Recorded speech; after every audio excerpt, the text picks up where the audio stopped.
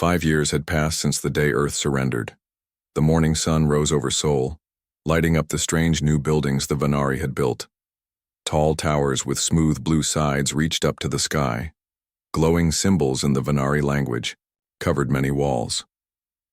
Soo Jin-yoon walked with her head down just like everyone else on the street. Before the aliens came, she had been an aerospace engineer working on the next generation of space shuttles. Now she fixed air systems in Venari buildings. It was the job they gave her after she passed their tests.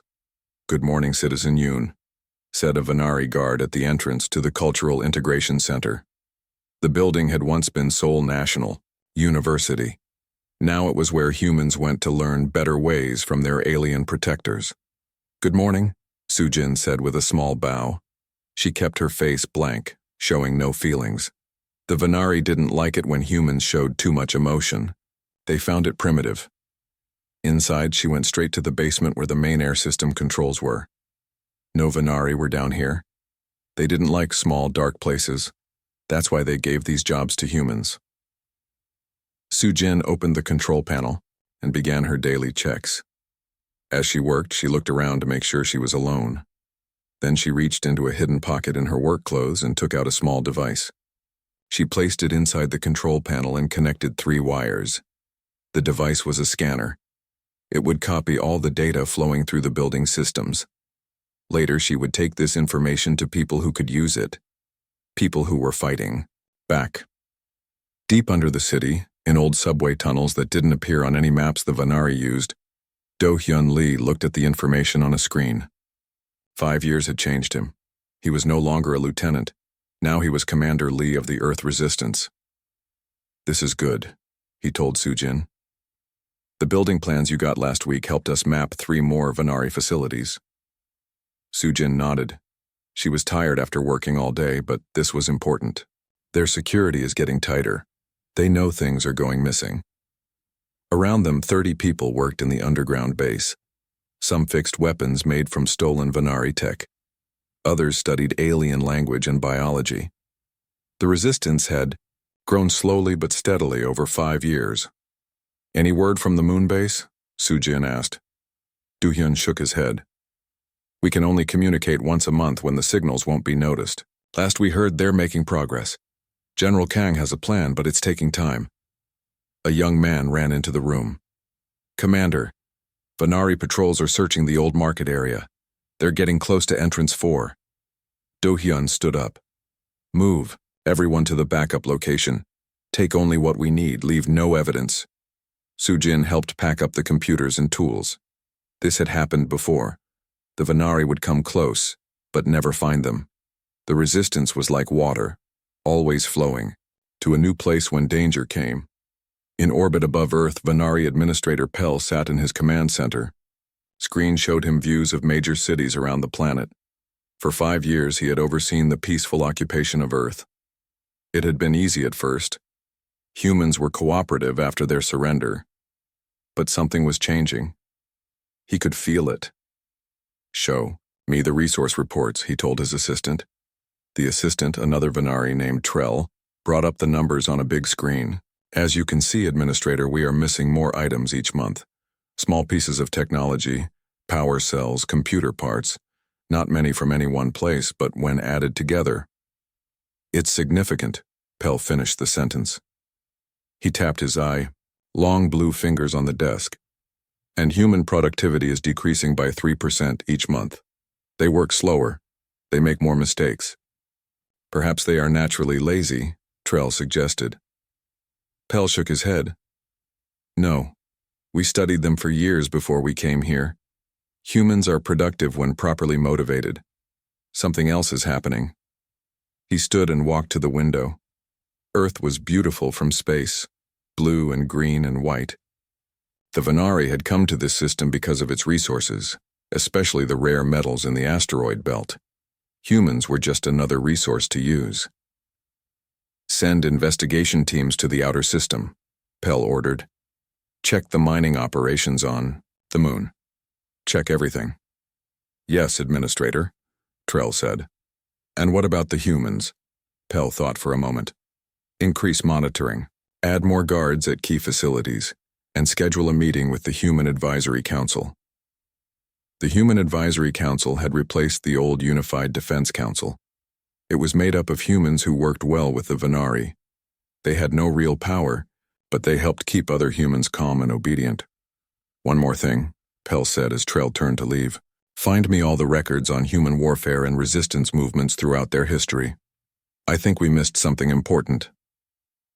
The next day, Sujin was called to fix an air system at the Venari security headquarters. This was unusual. Normally, Venari security facilities use their own technicians, not humans. She went through 3 checkpoints before reaching the system room. A Venari guard watched her the whole time she worked. "Your species built impressive cities," the guard said after a while. "Before we came." Sujin was surprised.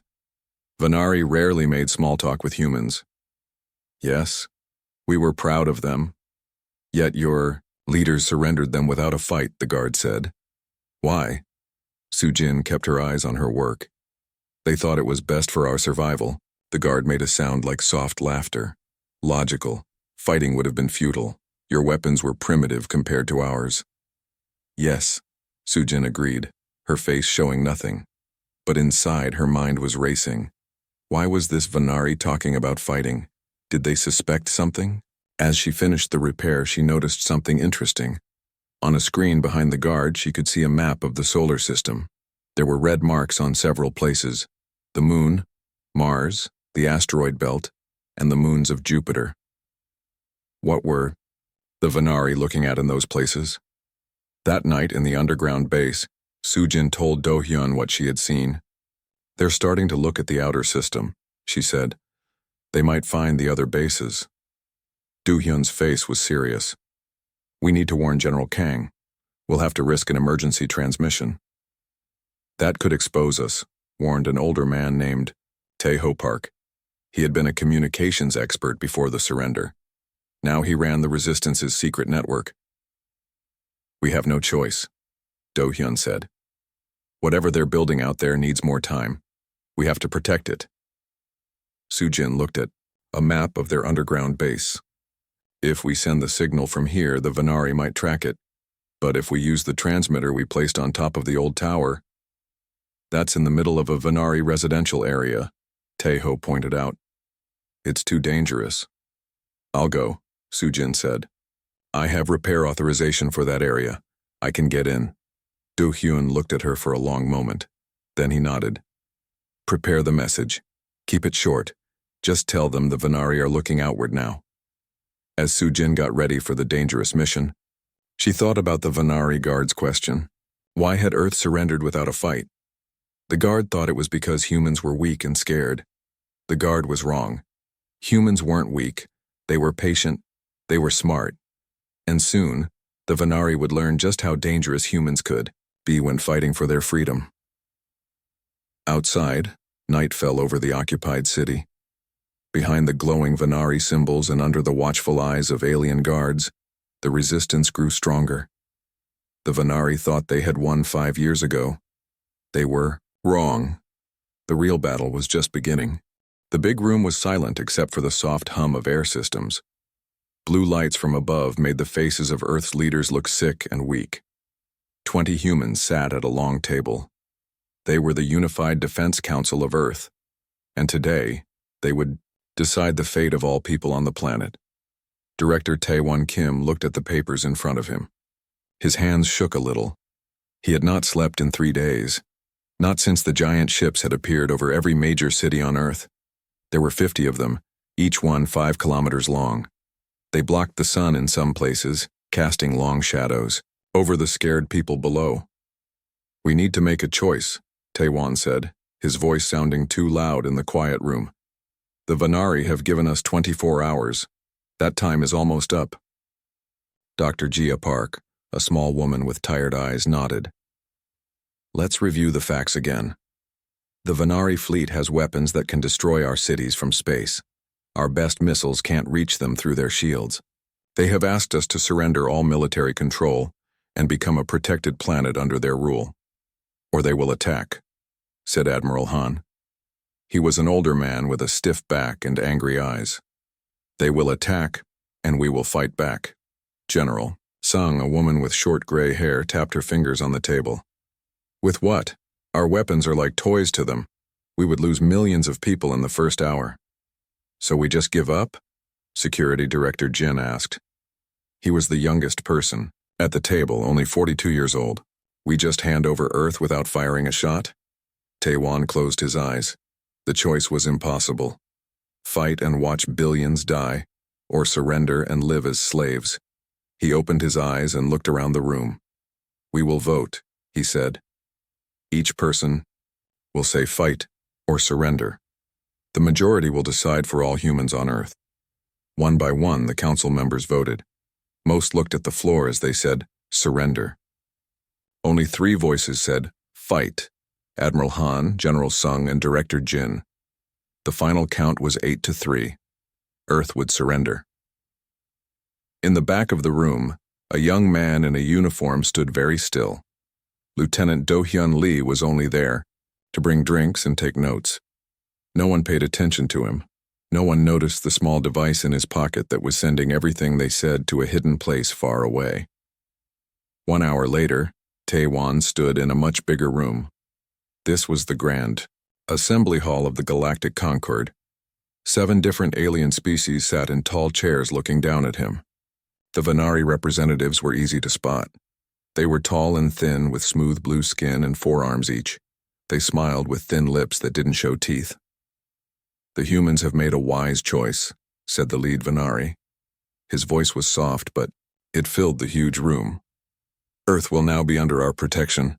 Your dangerous military activities will end. We will guide you to a better future. Taewon felt sick as he signed the paper. It was called the Earth Surrender Document. His signature gave away the freedom of 12 billion people. He felt the weight of every one of them on his shoulders. The Vanari leader signed next, making quick marks with 2 of his 4 hands. It is done, he said. Earth is now a Vanari protectorate. We begin our peaceful occupation today. The council members left the room with their heads down. None of them saw Lieutenant Do-hyun slip away down a side hall. Do-hyun moved quickly through the building. His heart was beating fast, but his face showed nothing. 3 years in military intelligence had taught him how to look calm when he wasn't. He touched the device in his pocket, making sure the recording was complete. Excuse me, Lieutenant, a voice called. This area is restricted. Do-hyun turned to see a Vanari security officer.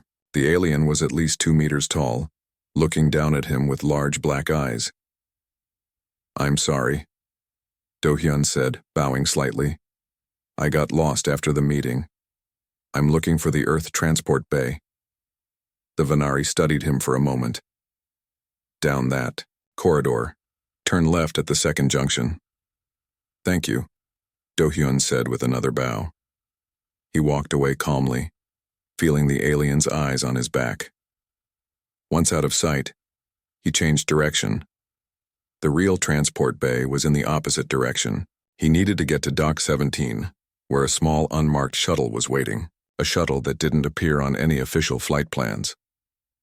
2 hours later, Do-hyun sat in a cold meeting room carved into the rock of Earth's moon. 20 men and women in various uniforms listened as he played the recording. Their faces grew darker with each word they heard. They surrendered us, said Colonel Mai, an older woman with a scar across her cheek, without firing a single shot. They had no choice, said another officer. You saw the size of those ships. There's always a choice, said General Kang. He was the highest-ranking person in the room. He had been on a secret inspection of the lunar base when the Vanari arrived. Now he was cut off from Earth, along with the 3,000 soldiers and scientists at the hidden base. And there's always hope. Do-hyun spoke up. Sir, the Vanari don't know about this base? Are the ones on Mars and Europa? No, General Kang said. These bases were built in secret after the Proxima Centauri incident 10 years ago. Only the highest levels of government knew. The council members who surrendered today didn't know about us. So we can fight back, Do-hyun said. General Kang looked at the young lieutenant. Not yet.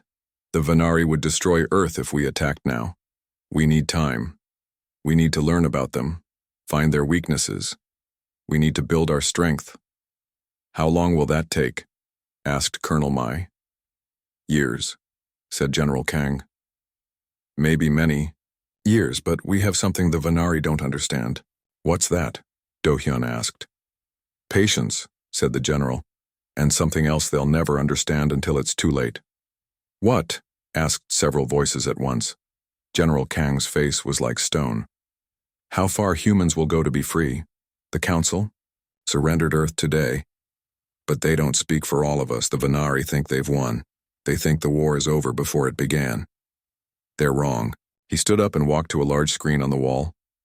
He pressed a button and a map of the solar system appeared. Small dots of light showed the hidden human bases. We are still here, he said. We will grow stronger. We will learn. We will prepare. And one day, we will take back our home. Do-hyun felt a strange mix of fear and hope. The Earth was under alien control. Billions of people would wake up tomorrow to a new world they didn't choose. But here, in this cold room on the moon, a spark remained lit. What do we do now? He asked. General Kang looked at the young lieutenant. Now, we disappear, we become ghosts, and we begin the real fight, the one the Vanari will never see coming until it's too late. Outside the window, Earth hung in the black sky, beautiful and blue. Already the huge Vanari ships were visible, moving into position around the planet. The Vanari thought they had won a bloodless victory. They thought humans had surrendered without a fight. They were wrong. The fight had not even begun. Europa was cold. The surface of Jupiter's moon was covered in ice that was kilometers thick. Below that ice was a vast ocean. And in that ocean, hidden from any watching eyes in space, humans were building something. Admiral Han stood on a metal platform, looking down at the huge ship taking shape below him. It was the biggest of 20 similar ships being built in the underwater base. The admiral had been 55 when Earth surrendered. Now he was 60. His hair was all white, but his eyes were still sharp and clear. Hull Section 17 is complete, reported engineer Min Kang. She was a young woman who had been a student when the Vanari came. Now she was in charge of building the most important ship in human history. We've added the new shield technology from Earth. Admiral Han nodded. Good, how much better is it? 30% more efficient, Min said with pride. We took their design and made it better. The Vanari never push their technology. They're too careful, too slow. This was the secret that humans had learned. The Vanari were an old species. They had been traveling in space for thousands of years. But they changed very slowly. They didn't like risk. They didn't try new things unless they had to. Humans were different. In just 5 years, they had taken Vanari technology and changed it, improved it, made it more dangerous. Time estimate for completion? Admiral Han asked. Min looked at her tablet. 4 more months for this ship. The others will be ready within 6 months after that. The admiral nodded again. He turned to look at the other person on the platform with them. General Kang had been in charge of all the outer system bases since the surrender. He was the one who had made all this possible. We received the warning from Earth yesterday, General Kang said. The Vanari are starting to look out here. We need to be careful. Have they sent ships yet? Asked the admiral. 2 small ones, said the general. They went to the mining bases in the asteroid belt first. When they didn't come back, they sent another to Mars. It didn't return either. Admiral Han's face was grim. They'll send more, bigger ones next time. Yes, agreed the general. We need to be ready sooner than we planned. The admiral looked back at the ship below them. Its name was painted on the side in big letters. EFS. Defiance. EFS stood for Earth Freedom Ship. It was nearly 600 meters long, built with a mix of human and Vanari technology. It looked like nothing either humans or Vanari had built before. We will be ready, Admiral Han promised. On Mars, Colonel Yu watched the Vanari ship land. It was the 3rd one in 2 weeks. The first 2 had been easy to capture. This one would be harder. The Vanari were learning. All teams in position? He asked over his radio. Team 1 ready, came the first response. Team 2 ready, said another voice. Team 3 ready, said a third. Colonel Yu gave the order. Begin Operation Welcome. From hidden bunkers around the landing area, human soldiers moved out.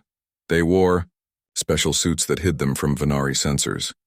They carried weapons that looked like large pistols. These were not normal guns. They fired pulses of energy that could disable Venari systems without damaging them. The Venari ship was small, with a crew of only 10. As soon as they stepped out onto the red surface of Mars, the human teams fired. The Venari fell to the ground, not dead, but unable to move. Their suits had been shut down by the energy pulses. All targets secured, reported Team 1's leader. No damage to the ship. Colonel Yu walked up to the fallen Venari. Their eyes could still move, watching him with fear and confusion. He spoke to them using their own language, which humans had been studying for 5 years. Your ship is now ours, he told them. You are prisoners of the Earth Freedom Forces. You will not be harmed if you cooperate. The Venari didn't understand. In their long history, no species had ever fought back after surrendering. It made no sense to them. Take them to the holding area with the others, Colonel Yu ordered, and get our technical team to the ship. I want it stripped and studied within 48 hours. As his soldiers carried out his orders, Colonel Yu looked up at the sky. Somewhere up there, a Venari administrator was wondering why 3 ships had not returned. Soon they would send more, bigger ones. Let them come, he said quietly. On Earth, Sujin had completed her dangerous mission. She had sent the warning message to the outer bases. The transmission had only lasted 30 seconds, but it had been enough. After sending it, she had destroyed the transmitter and left the area quickly. Now she sat in a new underground base. The resistance had moved again, always staying one step ahead of the Venari patrols. Do-hyun was talking to the group's leaders. We've received confirmation that our message got through, he told them.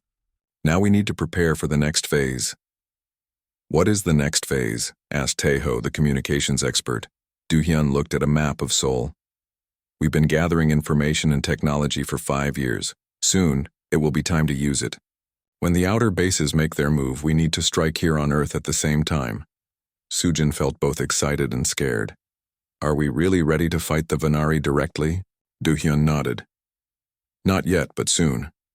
Our job will be to take out their communication centers and defense systems, make it impossible for them to coordinate a response. The plan had been developing for years. The resistance on Earth would strike at key Venari facilities. At the same time, the hidden fleet from Europa and the forces from Mars and the asteroid belt would attack the Venari ships in space. What about the people? Sujin asked. The regular humans who don't know about any of this? It was a good question. Most people on Earth just lived their lives under Venari rule. They went to work, came home, and tried to survive. They knew nothing about the resistance or the hidden bases. We have people in place, Do-hyun said. When the time comes, they will help lead civilians to safe areas. We've been preparing for this for 5 years. Taeho looked worried. The Venari will fight back hard. Many people will die. Yes, Do-hyun admitted. But if we do nothing, humans will never be free again. The Venari are already starting to change. Our schools, our culture, our way of thinking. In another generation, humans won't even remember what freedom was like. Sujin understood. It was a hard choice, but the only one they could make. Fight now, or lose everything that made humans who they were. When? She asked. Do-hyun looked at the calendar on the wall. Admiral Han needs more time to finish the fleet. General Kang says 6 more months at most. 6 months, Sujin repeated. She thought about all the work still to do, all the preparations still to make. We'll be ready. Outside, in the occupied city, Venari ships flew between tall buildings. Venari guards walked the streets. Venari flags hung from official buildings. They thought they owned Earth. They thought humans had accepted defeat. They were wrong. The storm was coming, and when it broke, the Venari would learn why surrendering Earth had been the biggest mistake of their long history. Administrator Pell was angry. 5 Venari ships had gone to the outer system. None had returned. Now the Venari High Command had sent a much larger force, 300 ships with thousands of soldiers and the best weapons. They would crush whatever pathetic resistance the humans had managed to build. "Send the message to all human settlements," Pell ordered. "Tell them any resistance will result in immediate punishment." On the screens in his command center, he saw his message go out to every city on Earth. The words appeared on giant displays in city squares. Venari soldiers moved through streets in greater numbers than before, but something strange was happening. Humans were not responding as expected. Many were not going to work. Others were leaving the cities in large numbers. They said they were visiting family or going on vacation. Pell didn't believe it. "They know something," he told his assistant Trell. "The humans are preparing for something." Trell checked the reports coming in from across the planet. "Sir, we're losing contact with several monitoring stations, and many of our human workers have not reported for duty today." Pell slammed his 4 hands down on the control panel. "Find their leaders. Find the ones behind this." But it was already too late. In the hidden base under Seoul, Do-hyun gave the final order. "Begin Operation Homecoming." Around him, resistance members moved quickly. Years of planning and preparation were about to pay off. Soo-jin led a team of 10 people, all carrying special weapons designed to disable Venari systems. "Remember," she told her team, "target the communication towers first, then power systems. Stay in your protective gear at all times." They moved through the underground tunnels until they reached a point directly beneath a major Venari communication center. Soo-jin checked the scanner she carried. There were 15 Venari in the building above them. "Masks on," she ordered. Everyone put on special masks that would protect them from the gas they were about to use. The gas wouldn't kill the Venari, but it would make them sleep for several hours. One of her team placed a device against the ceiling of the tunnel. It began to drill upward, making almost no noise. When it broke through into the floor of the building above, it immediately released the gas. Soo-jin watched on her scanner as the 15 dots representing Venari moved around in confusion, then stopped moving. "They're down. Let's go." Her team climbed up into the building and moved quickly to the main control room. There, Soo-jin connected a small computer to the Venari systems. The program it contained would shut down the entire Venari communication network for this part of the city. "System infiltrated," she reported over her radio. "Preparing shutdown in 3, 2, 1. On her screen, the status indicators for the Venari network turned from green to red. Throughout Seoul, similar teams were hitting other targets: power stations, defense systems, transportation hubs, anything the Venari needed to control the city. It was happening in every major city around the world at the same time. In orbit, Administrator Pell watched in horror as his screens went dark one by one. Reports of attacks came in from across the planet, then stopped as communication systems failed. "What is happening?" he demanded, but no one had answers. Then a new message appeared on his main screen. It showed a human face: Colonel Do-hyun Lee. "Venari Administrator," Do-hyun said, his voice calm but strong. "The occupation of Earth is over. Your forces on the surface are being neutralized. They will not be harmed if they surrender." Pell couldn't believe what he was hearing. "This is madness. Your planet surrendered. The Council signed the agreement." "The Council surrendered," Do-hyun replied. "Humanity did not." Before Pell could respond, alarms sounded throughout his command center. "Sir," called one of his officers, "multiple ships detected approaching from Jupiter's orbit." Admiral Han stood on the bridge of the EFS Defiance. Around his ship, 20 other ships moved in formation. They had left the hidden base under Europa's ice 2 days ago, joining with more ships from Mars and the asteroid belt. Now they approached Earth. "Venari fleet detected," reported his sensor officer. 300 ships in defensive positions around Earth. Admiral Han nodded. The Venari fleet commander sent a message to all frequencies. "Humans of Sol System, your rebellion is futile. Your council surrendered your world legally under Galactic Concord law. Lay down your weapons and accept your status." The admiral looked at his communications officer. "Send our response." From the lunar base, Colonel Lee's voice went out to the Venari fleet. "We've studied your tactics for 8 years. You rely on overwhelming force and technological superiority. But humanity doesn't fight that way." The Venari fleet was arranged in a standard defensive pattern.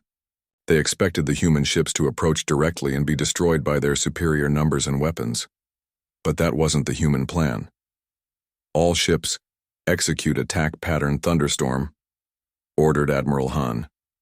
The human fleet split into 5 groups. They approached from different angles, targeting specific weaknesses in Venari ships that Sujin's engineers had identified over years of study. Venari shields were strongest at the front, but weaker on the sides and rear. Their power systems had design flaws that human weapons could exploit. "First target locked," reported the weapons officer on the Defiance. "Firing." The Defiance's main weapon fired a beam of energy that looked similar to Venari weapons, but had been modified in ways the Venari had never considered. It cut through the shields of a Venari destroyer as if they weren't there. Throughout the space around Earth, the battle unfolded. Human ships darted between the larger Venari vessels, firing with deadly accuracy. The Venari, used to fighting in rigid formations, struggled to respond to the unpredictable human tactics. "They're trying to regroup," reported the sensor officer, moving into a defensive sphere around the command ship. Admiral Han smiled slightly. "Just as we expected, all ships execute Phase 2. From behind Earth's moon, 10 more human ships appeared. They had been hiding there, waiting for this moment. As the Venari pulled their ships closer together for protection, the human ships attacked the now exposed flanks of their formation. On the Defiance's main screen, Admiral Han watched as the Venari fleet began to break apart. Some ships were disabled. Others were trying to retreat. Their rigid battle plans were falling apart in the face of human adaptability. "Sir," called the communications officer. "Message from Earth. Do-hyun reports that 70% of Venari ground facilities have been secured." Admiral Han nodded. The plan was working. After 5 years of preparation, humans were taking back their solar system. In his command center, Administrator Pell watched as his fleet was defeated by a much smaller force. It made no sense. The humans had inferior technology. They had fewer ships. They should have been easily crushed. "How?" he demanded as humans in protective gear entered his command center. "Your council surrendered." Sujin, leading the team that had captured the Venari headquarters in Seoul, looked at him with cold eyes. "The council surrendered. Humanity did not." As Pell was led away, he began to understand the terrible mistake the Venari had made. They had studied human wars and conflicts, but they had missed something fundamental about human nature. Humans never truly accepted defeat. They adapted, they learned, they waited for the right moment, and when that moment came, they fought with everything they had. The Venari had thought they understood humans. They were wrong, and that mistake had just cost them their most important conquest. 10 years had passed since the day humans took back their planet. The city of Seoul had changed again. The blue Venari towers were gone. New buildings stood in their place, built with a mix of human and alien technology. Streets were busy with people going about their lives. In a small prison outside the city, a man sat alone in a simple room. Taewon Kim, once the director of Earth's Unified Defense Council, was old now. His hair was white, and his hands shook slightly as he wrote in a journal. Every day, he wrote down his memories and thoughts. It was all he had left. A guard opened the door. "You have a visitor, Director Kim." Taewon looked up in surprise. He rarely had visitors. Most people wanted to forget the council that had surrendered Earth. Admiral Han walked into the room. He wore a formal uniform with many medals. His face was lined with age and experience, but his eyes were still sharp. "Admiral," Taewon said, standing slowly. "This is unexpected." "Sit, please," the Admiral said. He took a chair across from the former director. "I'm not here to judge you, Taewon. Those days are past." Taewon sat down. "Then why are you here?" "I'm leaving for the Galactic Concord tomorrow. the Admiral explained. We're finalizing Earth's new status in the galaxy. I wanted to hear your thoughts before I go. Taewon was silent for a moment.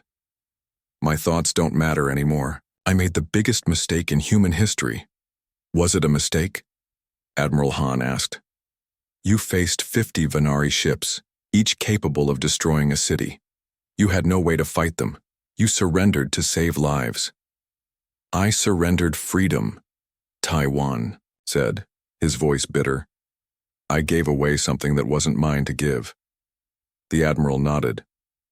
That was your real mistake, not the surrender itself, but thinking you had the right to surrender for all humanity. The next day, Admiral Han stood in the Grand Assembly Hall of the Galactic Concord. It was the same room where Earth had been surrendered 15 years earlier. But now, a different human delegation took their places. Admiral Han was joined by Colonel Do-hyun Lee, now a general, and Soo-jin Yoon, now Earth's chief scientific advisor. Representatives from 7 alien species watched from tall chairs as the humans entered. We have come to negotiate Earth's formal recognition in the Concord, Admiral Han announced. Not as a protectorate, but as a sovereign power. The hall was silent for a moment. Then a tall, green-skinned alien spoke. Earth surrendered to the Venari 15 years ago. By the laws of the Concord, you remain a protectorate. Soo-jin stepped forward. A surrender we never authorized.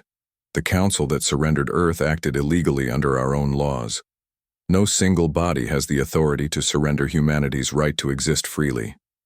The Venari representative, much less confident than his predecessors had been, objected.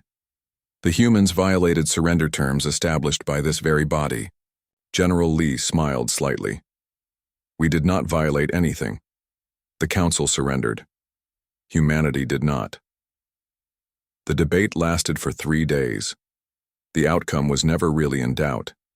Humanity had proven itself not just capable of defeating the Venari, but of doing so in a way that shocked the galaxy. The human victory had changed the balance of power among the stars.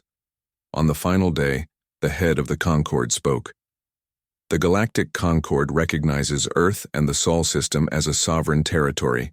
Humanity is granted full membership in the Concord, with all rights and responsibilities. Admiral Han signed the new agreement. It was nothing like the surrender document that Taewon had signed 15 years before. This was a document of equality and respect. 1 month later, Soo-jin walked through a large building in what had once been a Venari command center. Now it was the Galactic Academy of Military Strategy. Students from 15 different species studied here, learning from human teachers. The key lesson, she told the class of alien students, is to understand that military power is not just about technology or numbers. It's about adaptability, creativity, and will. A young Venari student raised his hand. There were few Venari in the academy, but some came to learn from their defeat. How did humans maintain hope during the occupation? Why didn't you accept the new reality? Soo-jin smiled. Because it's not in our nature.